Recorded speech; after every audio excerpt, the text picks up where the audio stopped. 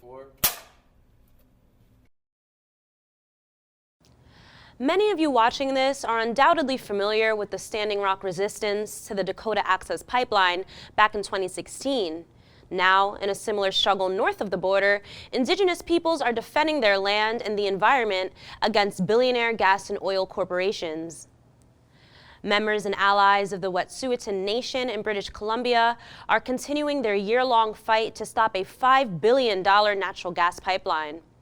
TransCanada's Coastal GasLink pipeline was proposed back in 2018 and will run 400 miles through ancestral land. It would transport fracked gas from northeastern British Columbia to the Pacific coast. The Wet'suwet'en hereditary chiefs carry authority over 8,494 square miles of this land and say they never agreed to the pipeline. The Canadian Federal Police, or RCMP, violently raided Indigenous encampments that were set up to halt the pipeline's construction. The widely circulated videos of the raids set off nationwide blockades, sit-ins, and rallies in solidarity with the Wet'suwet'en people. According to Via Rail Canada, the blockades impacted nearly 20,000 trains passengers nationally, and 200 freight trains were unable to travel.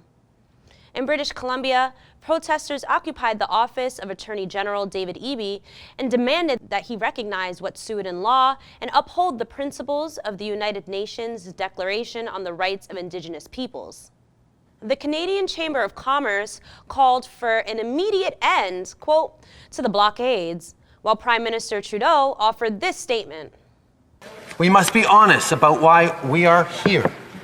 We must be open to working together to move forward. As Trudeau talks about, quote-unquote, degrading democracy, the struggle over gas extraction has actually called into question the legitimacy of the Canadian government's overall relationship with First Nations.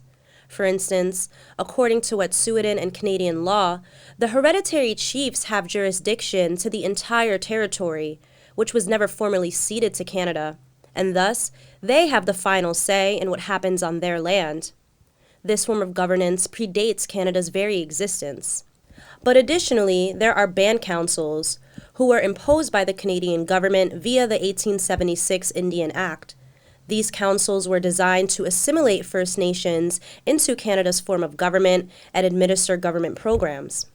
5 out of the 6 Wet'suwet'en band councils actually support the pipeline, but the hereditary leaders and activists say these band councils have no real authority over the area in question and are an effort to undermine traditional forms of governance.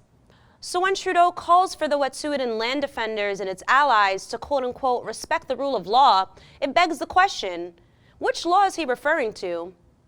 In response to the mass protests and disruptions, Coastal GasLink says it will resume the pipeline's construction. It's crystal clear that the only authority the government is respecting is that of the billionaire natural gas corporations.